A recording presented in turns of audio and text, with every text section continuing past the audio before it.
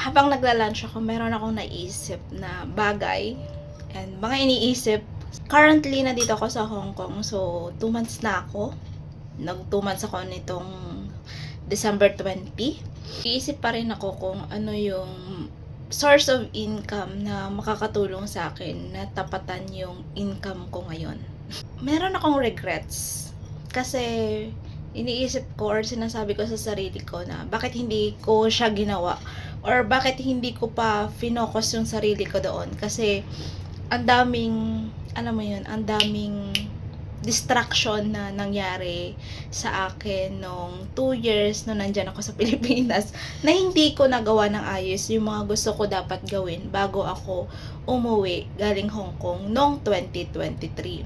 So ito yung tatlong source of income na proven and tested ko na talaga na nagbigay sa akin ng source of income kaso hindi lang ako naging focus. So paano pa pag kung nag-focus ako sa tatlong to, edi sana nandyan pa rin ako sa Pilipinas. So first is yung YouTube ko. So yung YouTube ko talaga is nagbibigay yan sa akin ng source of income pero hindi ganun kalaki. So since 2022,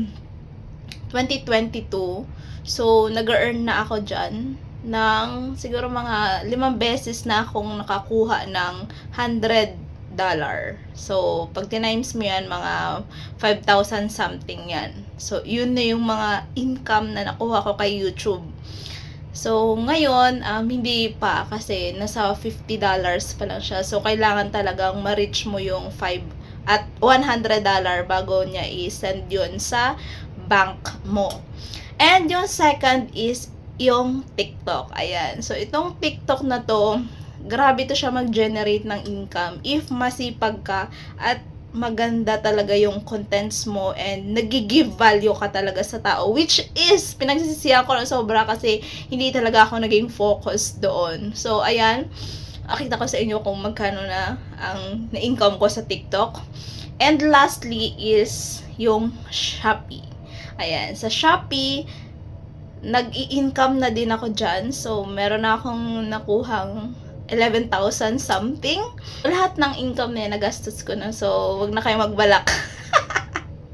So, yun yung 3 source of income online na proven and tested ko na